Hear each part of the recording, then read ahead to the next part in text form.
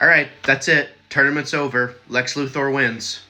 In the tournament to become King Omega, Lex Luthor has supposedly won the tournament of DCKO. DCKO issue number 4 is definitely my favorite issue of the series to date because we got to see the absolute, universe kind of come into the fray. It was really cool to see, the main continuity heroes get tied in with the absolute, trinity. There was honestly a lot to unpack in this issue, so let's get into it. First and foremost, I do want to say that if you didn't finish Night Fight first before you read this, I would finish that one. The 4th issue of that came out. It's the DC K.O. Batman tie-in. Definitely read that before you read this. And subsequently, I'm going to be spoiling DC K.O., issue 4, as well as Night Fight issue 4 as well. So I would read both of those before you watch any further. So definitely the main, event of this particular issue was seeing the absolute heroes clash with the main continuity heroes.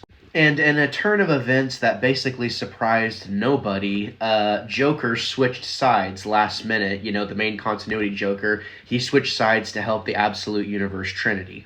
Seeing, these different variants go toe-to-toe with their counterparts was a lot of fun to see, especially, seeing everything unfold from the solo runs of Absolute Batman, Absolute Superman, Absolute Wonder Woman, being able to see kind of all these abilities that we've come to know and love over the past, year or so. We're finally starting to see them kind of go toe-to-toe with what we already know and love.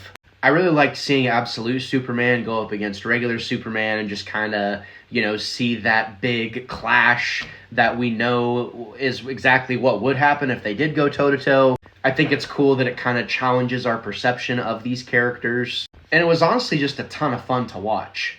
So obviously Batman, he's back in the fray, after his stint with, Night Fight, issues 1 through 4. And we see now that Batman has come back as kind of a new and improved version of himself. We see him doing something that we never thought he would do, which is kill Joker.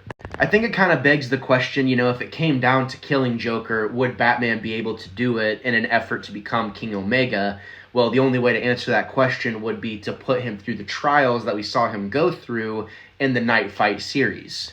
So seeing, Joker get his uppance, was definitely super satisfying.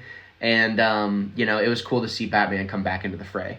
I'm pretty sure they're telegraphing future events that are going to happen in these comics, because essentially we learned that the absolute version of the Trinity was taken from a point in time where they're somewhat weak, or maybe they're losing, and that's how they were pulled into the tournament. So I'm wondering how we're going to see that happen, in their subsequent series. Essentially, we learned that the Trinity was kind of like the 3 horsemen of the, dark side of Apocalypse, kind of like representing him in this fight. He was using them from the universe that he created. And we got more insight, in a singular issue about how he even got that power and how he was able to create this world that the absolute heroes are from.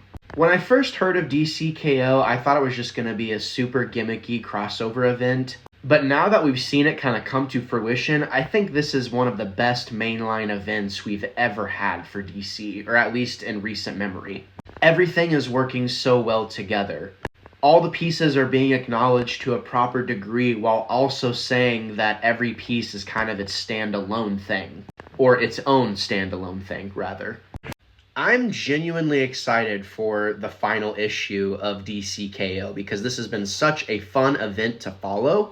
I'm sad that it's ending, but I'm really excited to see what's next for the universe as a whole and how, the main continuity is going to fit in with, the Omega or the absolute continuity. It's no secret that people love these characters or these iterations of these characters, and it's very clear that we want to see more of these characters and how they fit in, to the grander multiverse. So only time will tell, but I got to know in the comments down below, what did you think of DC K.O. issue 4 and the whole DC K.O. event as a whole? Let me know in the comments, and let's chat about it.